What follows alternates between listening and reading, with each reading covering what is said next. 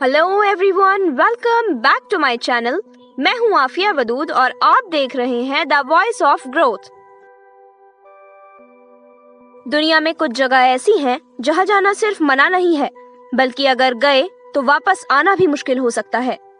आज हम बात करेंगे 5 ऐसे प्लेसेस की जहां इंसान होने के बावजूद इंसान का जाना मना है। Number 1, north sentinel island, India. यह अंडमान और निकोबार आइलैंड का हिस्सा है। नॉर्थ सेंटिनल आइलैंड दुनिया की सबसे आइसोलेटेड जगहों में से एक है। यहाँ रहने वाले लोग न सिर्फ मॉडर्न दुनिया से दूर हैं, बल्कि स्टोन एज जैसी लाइफ जीते हैं। ना बिजली, ना इंटरनेट, ना कपड़े और ना ही शीशे के घर। उनकी लैंग्वेज आज तक पूरी तरह समझी भी नहीं गई है।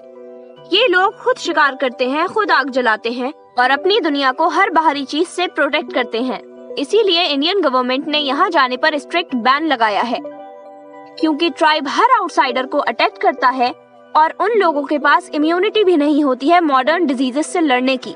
और अगर फिर भी कोई इंसान इस आइलैंड पे चला जाए तो हिस्ट्री प्रूफ है लोगों को एरोस से मार दिया गया और यहाँ हेल्प, रेस्क्यू या माफी का चांस भी नहीं होता।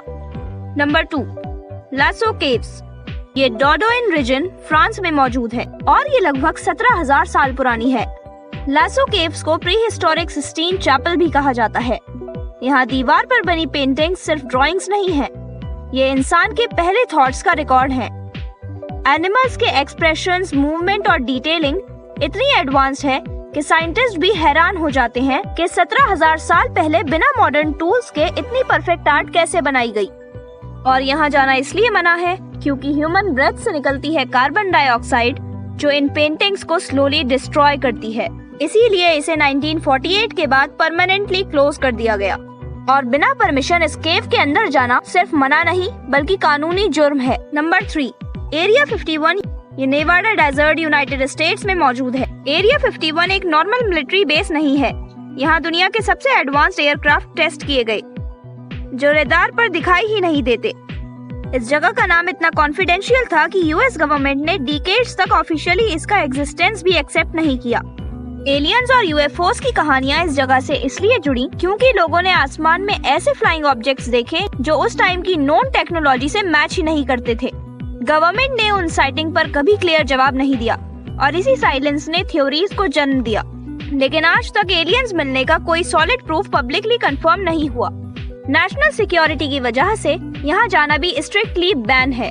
और हाँ, यहाँ सर्वेलेंस, सेंसर्स और आर्म्ड गार्ड्स भी मौजूद हैं। और यहाँ जाने पर सीधा अरेस्ट, हैवी फाइन और जेल भी हो सकती है। Number 4, Svalbard global seed vault, Norway. ये नॉर्वे के लॉन्गियरबाइन में 2008 में ओपन हुआ था। ये जगह आर्कटिक के बर्फ के अंदर बनाई गई है, जहाँ टेम्परेचर नेचुरली -18 डिग्री सेल्सियस के आसपास रहता है। इस वॉल्ट में दुनिया के ऑलमोस्ट हर कंट्री के क्रॉप्स के सीड्स हैं। अगर वॉर, क्लाइमेट चेंज या नेचुरल डिजास्टर से किसी देश की फार्मिंग खत्म हो जाए तो यहीं से उनका फ्यूचर दोबारा शुरू हो सकता है।